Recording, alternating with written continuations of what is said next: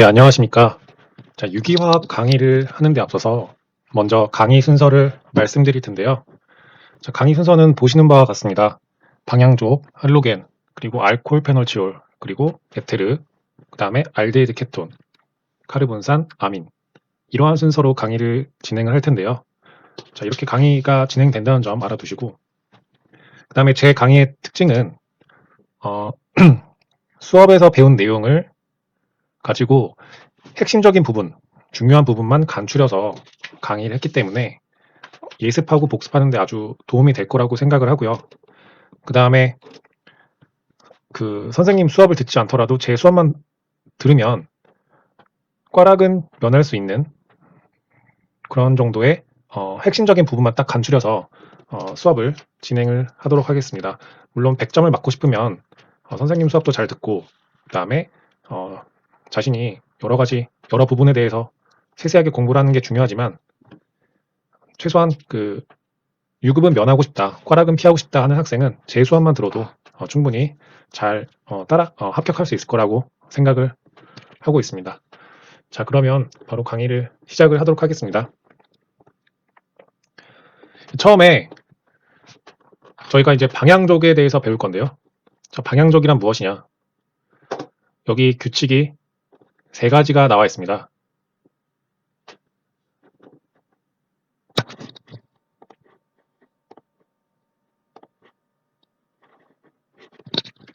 자, 잘 보이실까 모르겠는데, 자, 방향족의 규칙은 이 3가지가 있습니다. 자, 이 3가지가 있는데 뭐냐면 첫 번째는 고리 형태의 평면 구조여야 한다는 얘기입니다. 자, 고리 형태의 평면 구조가 돼야 하고, 두 번째는 그 원자 전체가 p 궤도를 갖고 있어야 됩니다. 자, 세 번째는 p 궤도에 있는 전자의 수가 4n 플러스 2여야 한다는 점. 자, 이 3가지를 반드시 외워야 되고, 자, 하나하나 설명을 드리면, 예를 들면 벤젠 같은 경우는 방향족이잖아요. 자, 이 벤젠을 예로 들어서 설명을 하면 벤젠은 딱 보시면 아시다시피 평면의 고리형 구조입니다. 평면의 고리형 구조. 그 다음에 이 각각의 탄소들이 sp2예요. sp2. 왜냐하면 자, 가지가 3개죠. 자, 위쪽으로 하나, 자, 왼쪽으로 하나. 안 보이지만 수소가 하나 달렸기 때문에 자, 가지가 3개이기 때문에 sp2 결합을 하고 있습니다. 자, 이 sp2 결합을 여기서 잘 보시면 이 위쪽에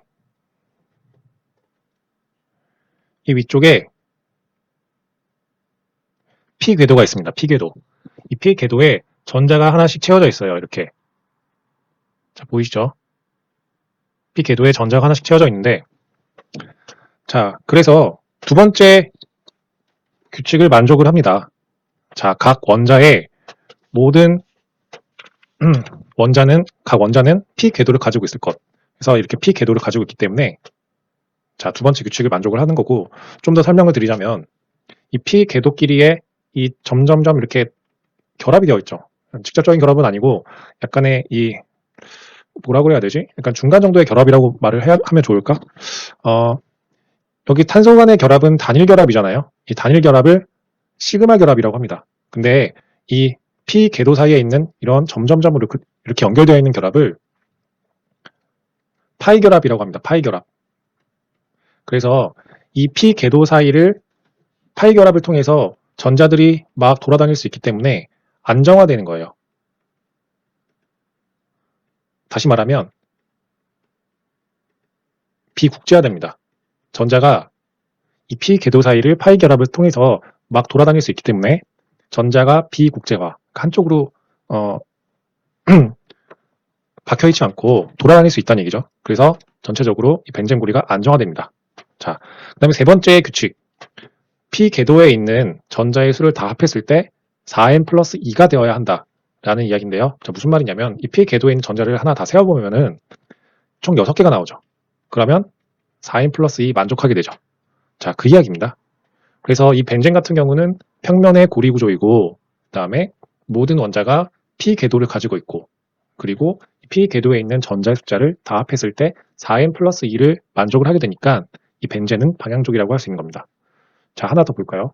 자, 이게 피롤인데, 피롤을 잘 보시면 여기 질소에 잘 안 여기에 생략되어 있는데, 자, 비공유 전자가 두 개가 있습니다.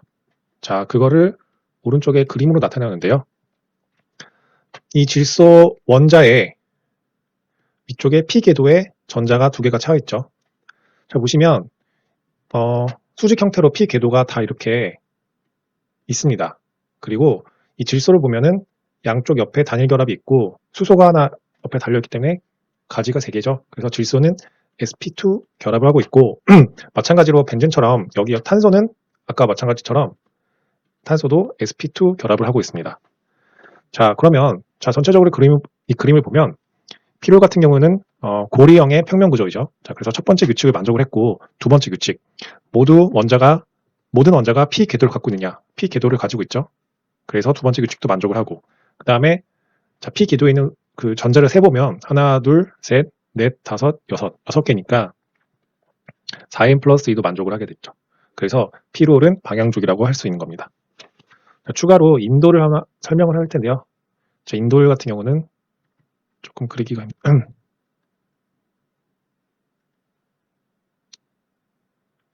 아이고. 자, 이게 아니고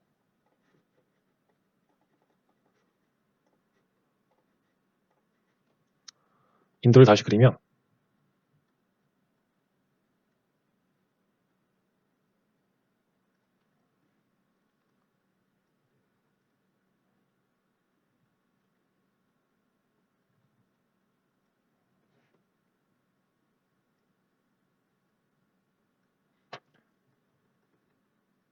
자, 이게 인돌인데 자, 여기서도 마찬가지로 질소의 비공유 원자가 있겠죠. 그래서 이거를 뭐 그림상으로 보기가 힘들 수도 있는데 이 전체적으로 평면의 고리 구조입니다. 인돌은 전체적으로 평면의 고리 구조이고 각각의 탄소들이 sp2 결합이고요. 그 다음에 질소도 sp2 결합입니다. 그 다음에 이 각 원자의 원자는 p 궤도를 가지고 있고 얘도 마찬가지로 이 비공유 원자는 p 궤도를 갖고 있습니다. 자, 그리고 이 p 궤도에 있는 전자가 보면은 자, 몇 개인지 보면은 여기 하나, 둘, 셋, 넷, 다섯, 여섯, 일곱, 여덟, 아홉, 열. 총 10개이기 때문에 4n 플러스 1을 만족을 하게 되겠죠. 그래서 인돌 같은 경우도 방향족이라는 점, 자, 알아두시면 되겠고요. 다음 장을 한번 넘어가 보죠. 자, 근데 만약에 아까 우리가 봤던 피롤에서 만약에 이 질소의 원자가 sp3라면 질소의 원자가 sp3였다면 어떻게 됐을까를 상상을 해보고 이게 방향족인지 아닌지를 보는 그림인데요. 자, sp3라면은 이 가지가 4개가 달려 있어야겠죠. 그래서 이 질소 주변에 단일 결합 2개, 수소 하나, 그다음에 이 p 궤도 아까는 p 궤도였는데 지금 이제 가지로 되어버리니까 이렇게 좀 휘었어요. 자, 이렇게 돼서 sp3 결합일 때 어떻게 될 것인가를 보는 건데, 자, 옆에 탄소는 다 p 궤도를 갖고 있죠. p 궤도를 갖고 있는데 아까 이 피롤의 질소에 있는 p 궤도가 sp3 가지가 되면서 p 궤도가 아닌 이렇게 약간 휘어버렸어요. 그래서 아까는 이 파이 결합을 통해서 p 궤도에 있는 전자들이 막 움직이면서 안정화가 이루어졌는데 지금은 이게 p 궤도가 아니라 sp3 결합을 되면서 파이 결합 사이에 이 전자들이 움직일 수가 없게 되어버린 상태가 되어버립니다. 그래서 안정화가 이루어지지 못하고 그래서 이것은 방향족을 잃어버리게 됩니다. 그래서 다시 정리하자면 만약에 피롤의 이 질소가 sp2가 아니라 sp3였다면 자, p 궤도에서 비국제화 다시 말하면 그 p 궤도 사이의 파이 결합을 통해서 전자들이 움직일 수 없으니까 안정화가 이루어지지 못하고 그렇기 때문에 방향족을 가지지 못한다. 다시 말하면 질소에 있는 이 p 궤도가 아니기 때문에 그 휘켈 규칙을 만족하지 못하는 점을 통해서 이것은 방향족이 아니다라는 것을 말씀을 드리고요. 그 다음에 두 가지 예시를 통해서 방향족과 방향족이 아닌 것을 한번 골라봅시다. 자, 일단 여기 있는 그림들은 다 평면의 고리 구조이죠. 딱 봐도. 자, 그러면 피켈의 두 번째 규칙인 P 궤도를 가지고 있느냐, 없느냐를 보겠습니다. 일단 이거 같은 경우는 양옆에 단일 결합이 있고 수소가 하나 있을 거예요. 그래서 여기 있는 탄소는 sp2 결합입니다. sp2 결합이고 여기에 자, 음이온이 있죠. 얘도 마찬가지로 여기 양이온이 있는데 얘는 P 궤도에 있습니다. P 궤도. 자, 그래서 피켈의 첫 번째 규칙, 두 번째 규칙을 만족을 했고, 자, 세 번째 규칙. 이 P 궤도에 있는 전자들이 4n 플러스 2인지를 봐야 하는데, 일단 여기 전자 하나, 둘, 셋, 넷, 음이온이니까 전자가 두 개겠죠. 그래서 총 6개가 됨으로 인해서 얘는 피켈 규칙 전부 만족을 하고요. 그 다음에 여기는 양이온이니까 전자가 없겠죠. 그래서 전자가 하나, 둘, 두 개 있으니까 피켈 규칙 만족하죠. 자, 그 다음에 이거 같은 경우는 전자가 하나, 둘, 셋, 넷, 네 개 있으니까, 네 개가 아니라 여기 이제 산소에도 비공유가 있죠. 그래서 전자가 6개가 되니까 피켈 규칙을 만족을 하게 되겠습니다.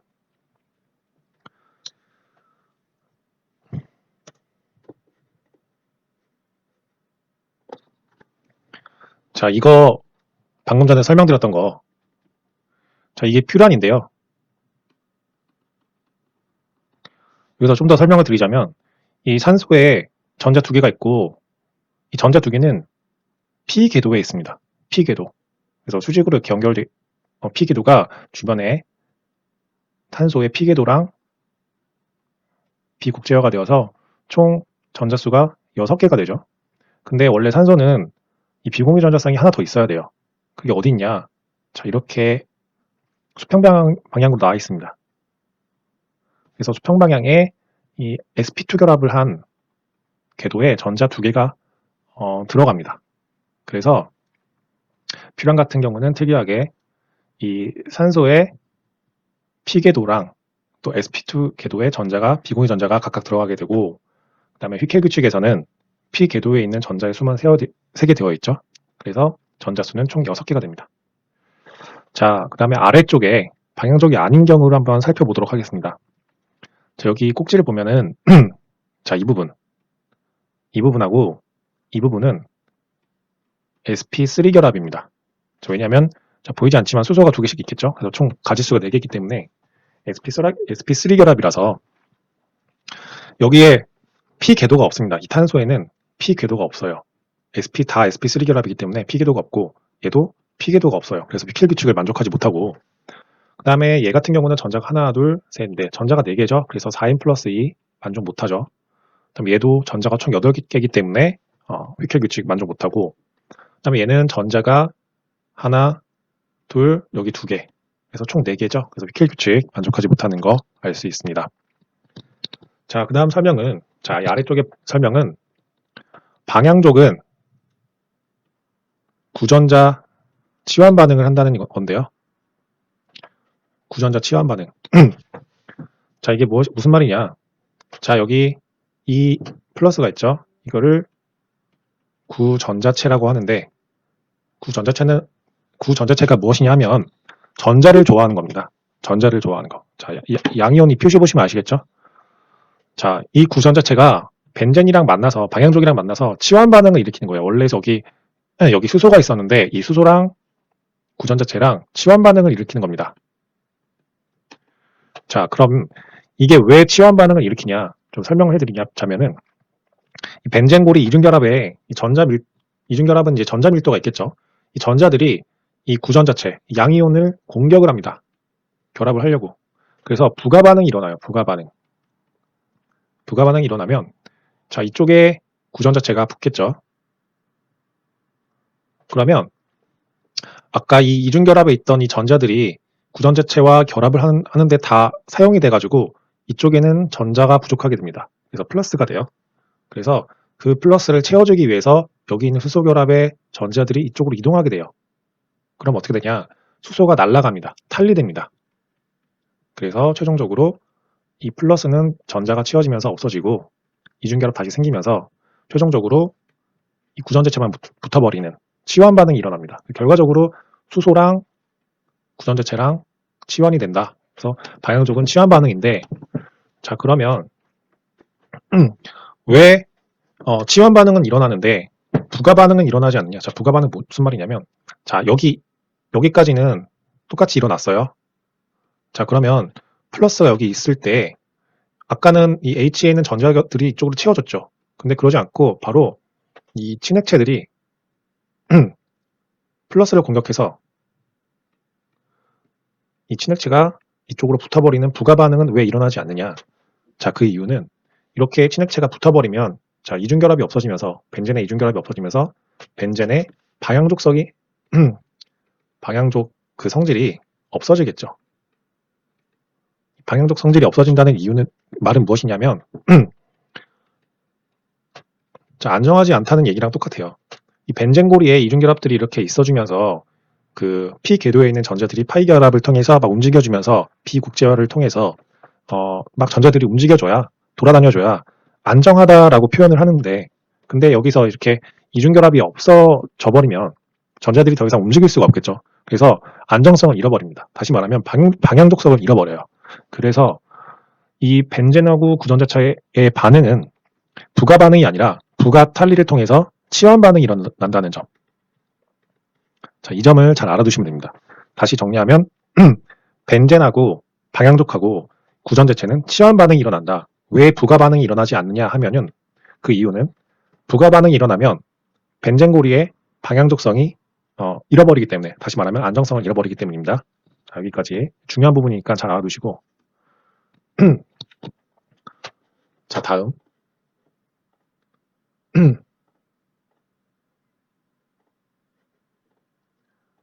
아까 설명을 잘 못했는데, 자, 이 규칙의 이름은, 방향족성을 만드는 이 규칙의 이름은 휘켈 규칙입니다. 휘켈 규칙. 자, 휘켈 규칙은 평면의 고리 구조, 그 다음에 원자들이 모두 P궤도에 있을 것, 그 다음에 P궤도에 있는 전자수를 다 합쳤을 때 4n 플러스 2가 되어야 된다는 점 알아두시고요. 다음은 각 그 할로겐의 반응들인데요. 자, 너무 이렇게 반응 구조, 반응 기작이 다 나와 있는데 이런 거는 지금 다 외울 필요는 없고, 지금 외우셔야 될 거는 일단 반응물과, 자, 중간에 들어가는 시약들, 그 다음에 생성물, 자, 요거까지만 그냥 외워주시면 되겠습니다. 자, 할로겐화는 이렇게 할로겐이 치환된다는 거, 그 다음에 니트로화, 자, 이 HNO3랑 H2SO4 황산을 만나면 니트로기가 생긴다는 거, 벤젠에 SO3랑 황산을 넣으면 SO3H가 된다는 거. 자, 여기까지만 살짝 보고 넘어가도록 하겠습니다. 그 다음에 프리델 크래프트. 자, 이 프리델 크래프트를 설명하기 전에 아실기에 대해서 설명을 할 텐데, 자, 아실기가 뭐냐면,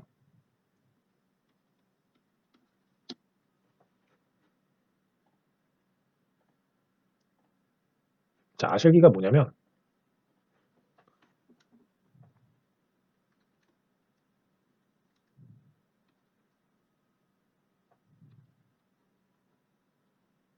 자, 요게 아실기입니다. 자, 이 아실기 안에는 아세틸기도 포함이 되어 있는데요. 자, 아세틸기가 뭐냐면, 요거. 이 아래 메틸, 자, 이렇게 아세틸이 붙은 거. 자, 아세틸기. 자, 아실기와 아세틸기 뭔지 아시겠죠? R 대신에 CH3가 붙으면 아세틸기가 된다는 거. 자, 어쨌든, 자, 중요한 건 이게 아니고, 자, 이런 CL이 있죠? 여기 CL이랑 AlCl3가 이렇게 만나면 AlCl3가 CL을 잡아먹어요. 그래서 그 플러스가 돼서 어떻게 돼서 결국에는 이렇게 아세틸기가 붙는다는 거. 자, 그래서 벤젠하고, 자, 이런 것들이 만나면 이 아세틸기가 붙어버린다는 거. 자, 이게 프리델 크래프트 아실 반응입니다. 아세기가 붙었죠. 자, 다시 아까랑 같은 원리인데 이 CL하고 AlCl3가 만나서 결국은 이 부분이 붙어요. 그래서 결국엔 벤젠에 알키기가 생겼죠. 그래서 프리델 크래프트 알킬 반응이라고 합니다. 자, 그 다음에 자, 이 부분은 나중에 자, 보시죠. 자, 여기 CL이랑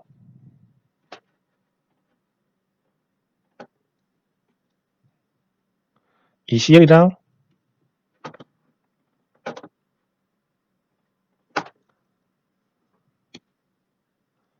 자, 이 AlCl3랑 만나서 자, 이 CL이 딱히 먹히면 이쪽에 양이온이 생기겠죠. 이쪽에 이 탄소에 양이온이 생깁니다. 양이온. 근데 그 양이온은 주변에 알킬기가 많을수록 안정이 돼요. 자, 그러면 이 CL이 먹히고 나서 이쪽 탄소, 바깥쪽 탄소에 양이온이 생기면 그 주변에 탄소가 하나밖에 없죠. 그래서 1급이 되죠. 그러면 안정하지가 않은 거예요. 그래서 이 양이온이 옆으로 이동하게 됩니다. 이쪽으로 이동해요. 그러면 주변에 탄소가 2개 생기면서 2급이 되죠. 그러면 그때 안정하게 되니까 그때 붙는 겁니다. 그래서 이 끝쪽에 벤젠 결합하는 게 아니라 이 두 번째 탄소에서 벤젠이 결합한다는 점. 자, 이 부분 알아두시고. 자, 아까 그 설명인데요. 이 AlCl3가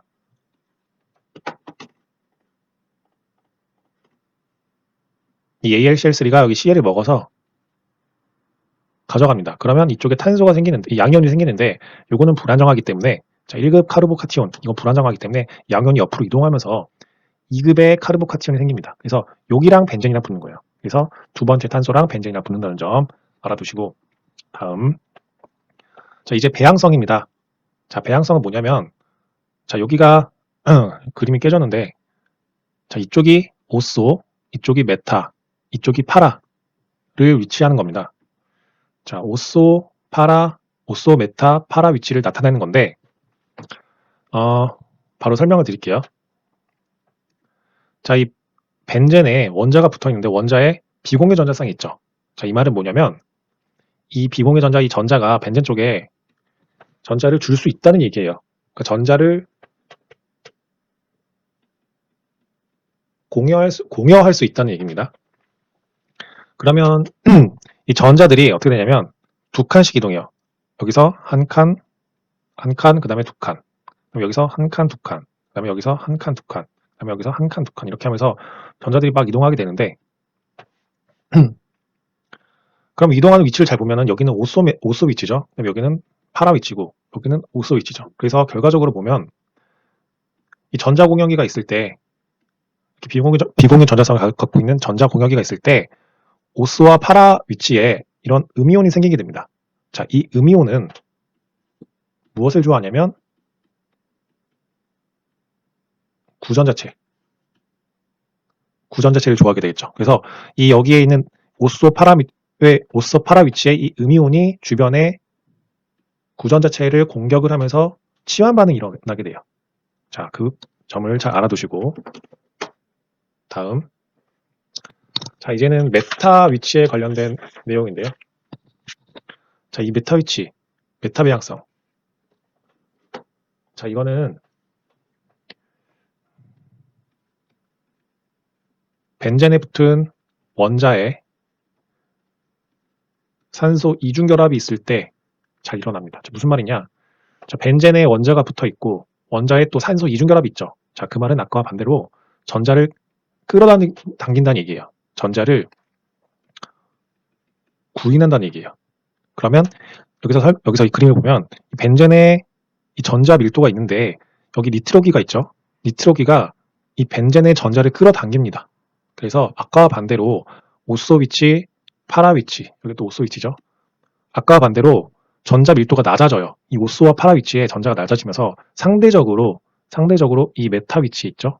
이 메타 위치에 전자 밀도가 좀 높아집니다. 그래서 이 메타 위치에 있는 이 전자들이 주변에 구전자체를 공격을 하면서 이 메타 위치에서 치환 반응이 일어납니다. 자, 차이점을 아시겠죠? 그래서 아까는 이 전자 공역기가 벤젠의 전자 밀도를 주면서 오스와 파라 위치에 전자 밀도가 생기면서 그쪽 오스와 파라 위치에서 이제 그 양이온 플러스 원자랑 치환 반응이 일어났죠. 근데 반대로 전자 구인기가 있으면 메타 위치에서 치환 반응이 일어난다는 점 알아두시고요. 그러면 이 OP 배양성과 메타 배양성의 반응성의 좀 차이에 대해서 말씀을 드리기 전에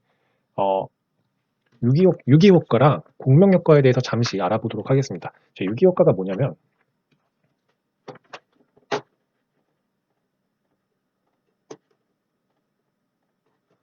유기 효과가 뭐냐면 이렇게 요 구조식 있죠. 근데 이 CL, 이 할로겐이 전기 음성도가 꽤 있는데 이 전기 음성도를 갖고 있기 때문에 저 멀리 쪽에 있는 애들로부터 전자를 끌어당기는 거예요. 자, 근데 가까이 있을수록 더 당연히 전자를 잘 끌어당기겠죠. 자, 이걸 또 보시면 탄소에 산소가 붙어 있고 탄소에 질소가 붙어 있어요. 근데 전기 음성도가 산소가 더 전기 음성도가 크기 때문에 이 질소보다는 이 탄소에서 더 전자를 잘 끌어올 수 있겠죠. 자, 이렇게 전기 음성도, 그러니까 여기서 특징은 뭐냐면 단일 결합입니다. 단일 결합, 시그마 결합. 단일 결합 사이에 전기 음성도를 통해서 전자를 얼마나 잘 끌어올 수 있는지. 자, 요게 유기 효과이고, 공명 효과는 무엇이냐면, 공명 효과는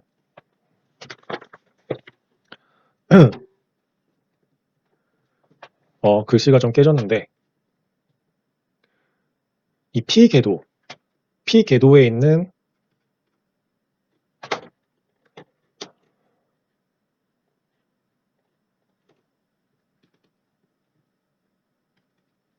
파이결합, P궤도에 있는 파이결합을 통해서 전자의 비국제화,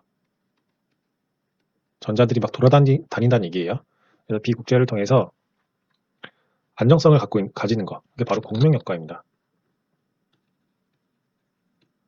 그림을 그려서 설명을 드리자면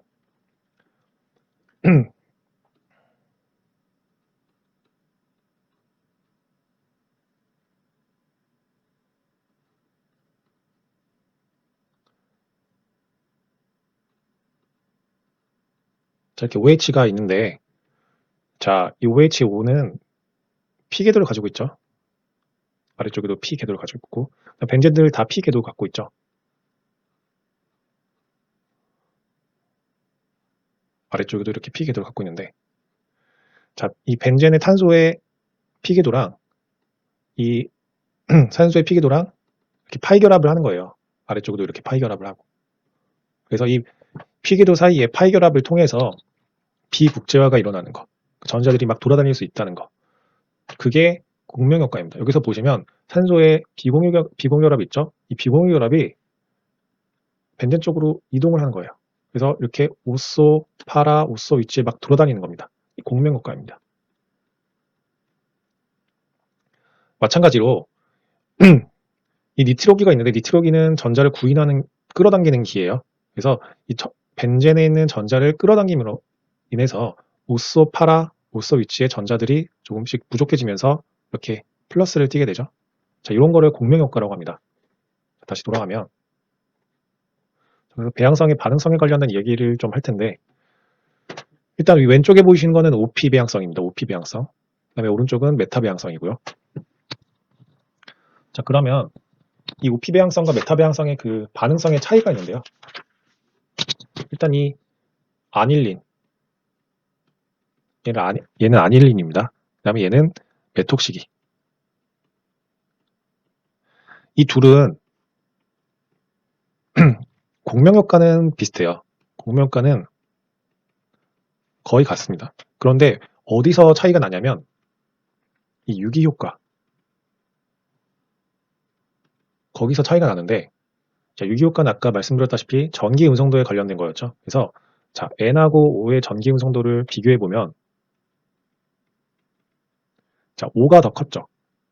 O가 더 컸다는 얘기는 뭐냐면 얘가 질소보다 벤젠에서 전자를 더 잘 끌어당기는 얘기예요. 끌어당기는다는 의미입니다. 다시 말하면 질소는 산소보다 전자를 더 벤젠 쪽에 잘 줄 수 있다는 이야기죠. 그래서 이 공여성이 이 아닐린이 더 크기 때문에 반응성이 더 크다라는 얘기입니다. 그래서 벤젠의 전자 밀도가 커지면 커질수록 반응성이 더 커진다는 이야기로 해석을 해도 될 것 같습니다. 그래서 이 아닐린하고 메톡시기의 차이점, 공명 효과는 같지만 전기음성도가 다르기 때문에 산소가 전기음성도가 더 크기 때문에, 다시 말하면 이 질소가 전기음성도가 더 작아서 벤젠 쪽에 전자를 더 잘 줄 수 있기 때문에, 공여성이 더 크기 때문에, 그래서 아닐린이 메톡시기보다 반응성이 더 크다라고 알아두시면 되겠습니다. 그 다음에 이 벤젠은 기준점이 되는 거고, 여기서 예외적인 게 있는데 그 할로겐입니다. 할로겐. 이 할로겐은 OP 배양성입니다. OP 배양성. 그런데 OP 배양성이고 다시 말하면 전자를 더 잘 줄 수 있다는 얘기죠. 벤젠 쪽에. 그런데 벤젠보다 반응성이 낮아요. 벤젠보다 반응성이 OP 배양성이고 전자를 더 잘 줄 수 있음에도 불구하고 벤젠보다 반응성이 낮다는 그 예외적인 사항을 잘 알아두시면 되겠습니다. 그 다음에 자, 얘는 에스테르. 그 다음에 얘는 카르본산이죠. 카르복시기. 그 다음에 얘는 케톤이죠. 자, 요거의 순서의 차이를 그냥 외우세요. 에스테르하고 케톤하고 카르복시 이렇게 있으면은, 케톤이 더, 세 개 다 메타 배양성이긴 하지만, 케톤이 더 반응성이 낮고, 에스테리가 가장 반응성이 크다. 그다음에 카르본산은 그 중간이다. 라는 거. 그냥 이 순서를 외워두시면 되겠고요. 그 다음에, 아까도 나왔지만, 이 니트로기는 전자를 끌어당기는 애였죠. 그래서 메타 배양성이고, 그 다음에 벤젠의 전자가 부족해짐으로 인해서 반응성은 낮아지게 됩니다. 자, 이거 잘 알아두시고, 그 다음에 마이젠하이머, 이게 이제 시험에 나올지는 잘 모르겠는데 한번 해보겠습니다. 자, 이렇게 벤젠에 CL하고 NO2가 붙어있죠. 근데 NO2는 니트로기는 전자를 끌어당기는 애였죠. 그때 이렇게 이렇게 염기라든지 친액체가 있으면 얘가 어디로 가냐? CL 뒤쪽을 공격을 합니다. 그 다음에 얘가 전자를 갖고 오죠. 전자를 갖고 오면 전자가 어디로 가냐? 이렇게 이동을 해요. 니트로기 쪽으로. 니트로기는 이제 전자를 끌어당기는 애였으니까. 그래서 전자가 니트로기 쪽으로 갔다가 다시 반대로 나옵니다. 나오게 돼서 이 CL 쪽에 전자 다리 쪽으로 이 전자가 움직이면서 CL이 탈리가 돼요.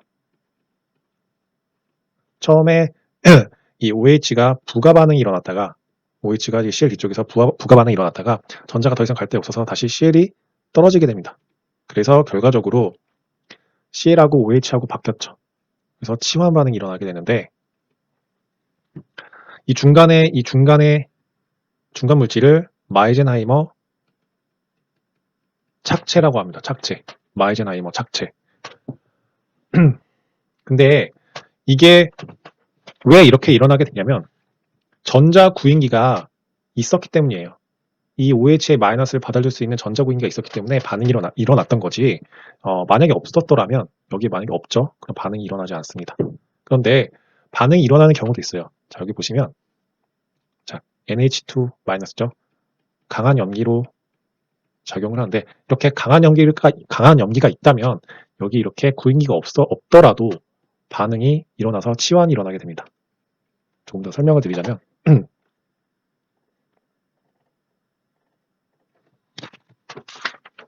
자, 아까와 다르게 지금 여기에는 니트로기가 없어요. 그래서 이 NH2가 강한 염기가 바로 여기에 있는 수소를 먹습니다. 그래서 수소를 먹으면 수소 나가게 되고, 그다음에 여기 전자 갈 데가 없으니까 두 칸 이동하게 됐죠. 그래서 얘도 CL도 날아가 버리겠죠. 그래서 벤젠에 삼중결합이 생겨버리는 벤자인이 생성이 돼요. 벤자인. 그 다음에 그 주변에 있던 여분에 또 NH2가 와서 여기를 딱 공격을 합니다. 공격을 해서 붙어요. 부가 반응이 일어납니다. 부가 반응. 그래서 전자가 이렇게 띵띵 이동하게 되면서 전자가 이쪽에 있는 전자가 수소를 먹어서 결과적으로는 NH2가 붙었네요. 그래서 이 CL하고 NH2의 치환 반응이 일어납니다. 아까 설명에서는 이 구인기가 있어야지만 반응이 일어난다고 했는데, 구인기가 없더라도 이게 강한 염기라면 CL하고 치환 반응이 일어날 수 있다는 점 잘 알아두시고, 그다음에 샌드마이어 반응은 뭐냐면, 자, 이렇게 N의 질소의 삼중결합인 디아조늄이 생성되는 반응인데, 자, 이렇게 아닐린이 있고 여기에 NaNO2, HCl을 넣으면 디아뭴륨이 생성이 되고 거기에 할로겐을 넣으면 할로겐이 치환된다는 거 한번 보시고요. 그래서 아닐린으로부터 시작했을 때 자, 이렇게 두 가지로 나눌 수 있거든요. 두 가지로 나눌 수 있는데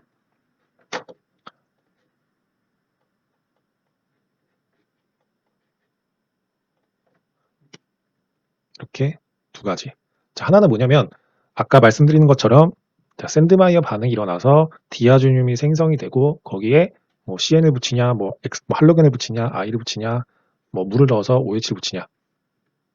자, 이거 그냥 생성물 정도 알아두시고요. 반응하고 생성 정도. 그다음에 여기는 아까랑 똑같긴 한데 AgBF가 더 추가가 돼요.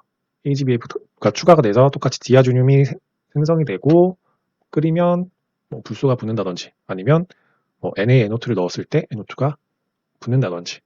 자, 이렇게 두 가지 갈래길에서 어떤 반응과 어떤 생성물이 일어나는지 정도는 알아두시는 게 좋을 것 같습니다. 자, 그래서 지금까지 방향족에 대해서 알아봤습니다. 방향족에 대해서 알아봤고 오늘 방향족에 대한 수업은 여기까지 하는 걸로 하겠습니다. 감사합니다.